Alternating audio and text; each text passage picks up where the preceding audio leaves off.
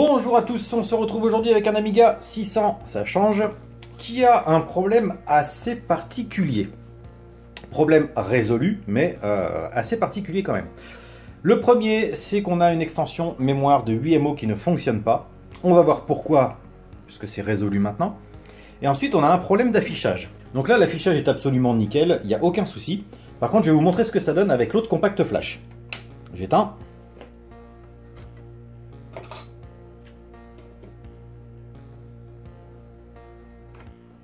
Je mets le système avec lequel je l'ai reçu. Je rallume. Et je vais couper parce que le système est très long à charger. On se retrouve dès que c'est chargé. Et voilà ce qu'on obtient. On ne peut absolument pas lire les textes. Je pense que c'est un problème de fonte, mais c'est pas sûr. Mais simplement, en réinstallant le Workbench, on devrait pouvoir résoudre ce problème. C'est pour ça que l'Amiga m'a été envoyé en premier lieu, parce que le Workbench affichait ça. Ensuite, on n'avait pas la mémoire fast avec ce petit kit qui a été installé. Ce petit kit présentera les mêmes soucis que quand on veut installer une Indivision, c'est-à-dire qu'il faut nettoyer. Il faut nettoyer, donc là pour le coup le 68000, ça c'est la crasse que j'ai retirée sur le 68000. S'il y a de la crasse, mauvaise conduction et du coup ça ne fonctionne pas.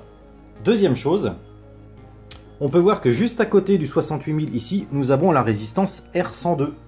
Et R102 empêche le support PLCC de bien coller au processeur.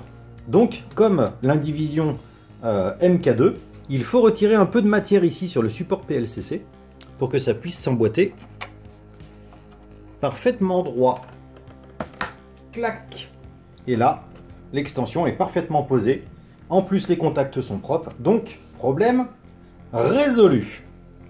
On va d'ailleurs redémarrer pour ça. Hop! En expliquant la suite des travaux. Bien évidemment, on peut s'apercevoir que l'oxydation a fait son travail au niveau du LF347. Les pattes sont noires, bien oxydées. Donc là, recapage obligatoire. Ensuite, on peut le voir dans le fond ici, là, qu'il y a de la rouille tout le long. Donc là, je vais retirer toute la partie carte mère de son logement et on va aller voir ce qu'il y a en dessous. En attendant, on peut voir que l'image est bonne à l'écran et qu'on a bien les 8MO de fast. Ah, je pense que ça va croustiller un peu. Comme d'habitude sur le 600, il faut lever la carte par le bas, repousser les ports DB9 parce que sinon ça ne passe pas. Voilà, il faut tordre un peu le plastique. Voilà, une fois que c'est décollé, ça vient presque tout seul. Et on a une grosse trace de rouille. Bon, voilà. C'est pas bien méchant, ça a un coup d'éponge et de produit vaisselle, ça va l'enlever parfaitement. L'essentiel, eh ben, je sais pas, il va falloir retirer la carte mère pour vérifier. Et donc je voulais dire, l'essentiel c'est qu'elle n'atteigne pas la carte mère. Voyons ça de suite. Alors le temps de démonter, je précise quand même que j'ai passé la carte sur Amiga Test Kit, ainsi qu'à l'oscillo, et malgré l'état du LF347 et des condensateurs, il n'y a aucun problème autre qui soit révélé. Donc, on va juste se contenter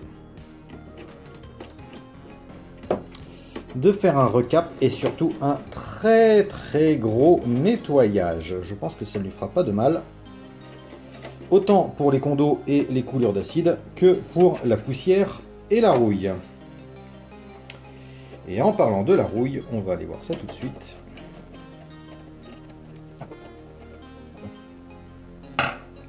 Ranger ça. Alors en général, sur les 600, il y a une petite vis en plus ici qui empêche de retirer le blindage. Bon là, il n'y est pas, tant mieux. On relève toutes les languettes.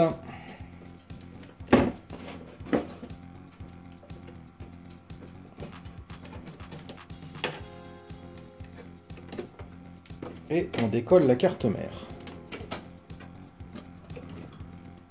Qui est, semble-t-il, un peu collée par la rouille.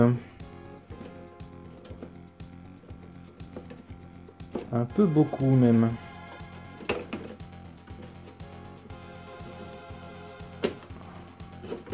Là. Alors, roulement de tambour. eh bien la rouille a atteint la carte mère. Quelques résistances sont touchées, on peut voir le blindage ici. Là, c'est pas grave, normalement, hop, ça on nettoiera à part. Normalement, c'est que de la rouille.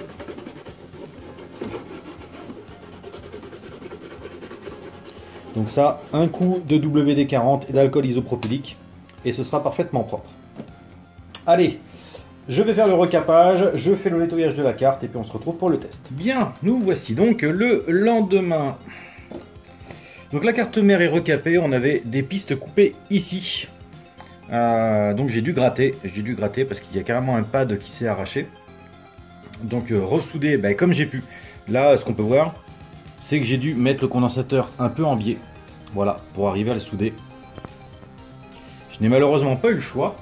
Et comme j'ai gratté la PCB, eh ben, il va falloir empêcher tout risque d'oxydation. Pour ça, je vais tout simplement utiliser un vernis à ongles, tout ce qui est plus basique, transparent. Et je vais recouvrir mes pistes. Alors j'ai vu que Roderick utilisait la même méthode, mais il avait trouvé un vernis qui était couleur PCB. Moi, je vais utiliser quelque chose de neutre. Bon, parce que je suis sur une couleur, il n'y a pas besoin de couleur là. Lui, il l'avait fait sur une partie batterie, en fait, d'un Amiga 2000. Donc, ceci étant fait, c'est maintenant protégé. J'ai remonté un petit peu tout ça et je me suis rendu compte d'une petite chose, toute bête, en récupérant les pièces. C'est que donc cet Amiga 600 est équipé d'une ROM 3.1 et puis voilà ce que j'ai remarqué en manipulant la ROM, eh bien il y a des pattes qui sont écrasées. Ça c'est quelque chose qui arrive assez régulièrement quand on fait pas attention. Donc là, il faut relever délicatement les pattes. Voilà. Tac.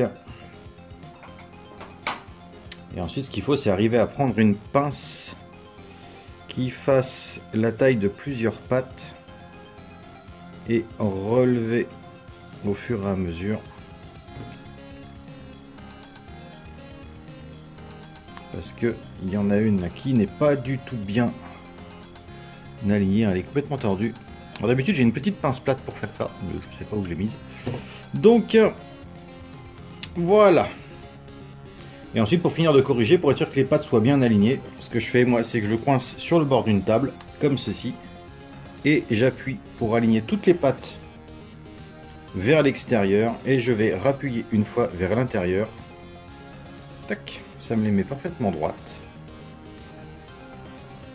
Idem pour ce côté-là. Ce qui fait que là, elles sont toutes parfaitement alignées. Ceci étant fait, on va pouvoir les remettre... il n'y en a qu'une, c'est un 600. Dans son support, on va pouvoir remettre l'extension mémoire de 8MO. Donc après avoir râpé le bord pour laisser passer la résistance. Mais bien évidemment, même si la carte a été nettoyée, eh bien il va falloir renettoyer les contacts sur le 68000. Si vous voyez, même après un nettoyage, on a quand même des petits résidus. Ensuite, on vient plugger l'extension mémoire. Ça fait toujours peur, ça. Je vais mettre bien à plat.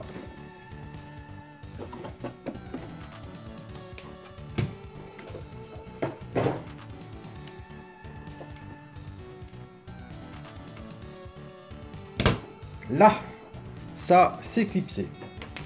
Ensuite, hop, on rebranche alimentation, vidéo, le son. Je ne remets pas la compact flash puisqu'on a vu qu'il fallait refaire le workbench. Je laisse mon Gotek avec l'Amiga Test Kit. Je vais brancher une souris parce que sinon ça ne me servira à rien. Hop, petite coupure, j'ai retiré le support I2 parce qu'il ne servait à rien, et donc démarrer sur l'Amiga Test Kit. Ce qui nous donne ceci. Bon, déjà on a un affichage qui est tout à fait correct, on voit que l'écriture est bonne, donc le problème qu'on avait d'affichage sur le workbench était bien dû à la configuration du workbench. Je prends ma sonde, on va aller faire un tour sur la partie sonore, puisqu'elle était bien évidemment abîmée, hein. C'est un Amiga 600, le son sort, il n'y a pas de problème. Est-ce qu'on a une belle sinusoïde en sortie? Oui. Et oui, on est plutôt pas mal. Donc pour revenir à cette carte qui avait donc des problèmes de fonctionnement, on avait d'une part, bon, les condensateurs avaient coulé, mais ça n'avait pas provoqué trop de dégâts, à part sur la partie C304, où la piste était complètement rongée. On avait la partie extension de mémoire de 8MO, où il fallait modifier un peu le support PLCC pour que ça puisse rentrer. On avait aussi un problème au niveau de la ROM. D'ailleurs, ça pourrait être intéressant de voir si le fait que la ROM ne soit pas posée correctement pouvait influencer le workbench qui ne fonctionnait pas. Et ben on va faire ça tout de suite. Toute expérience est bonne à prendre. Allez. On démarre, on enlève hop, la clé USB et on va le laisser démarrer. Et avec le support dans le bon sens, c'est encore mieux. Ne pas oublier que le fil rouge se met côté petit 1 sur la carte mère. Allez, démarrage. Donc là, le workbench se charge. Avec un peu de chance, ça ira plus vite qu'au début. Et non, on a toujours le même problème d'écriture. Donc ça, c'est dû au workbench. Bien évidemment, on croise les tests, on retire la compact flash qui est incriminée. Je prends ma compact flash de test.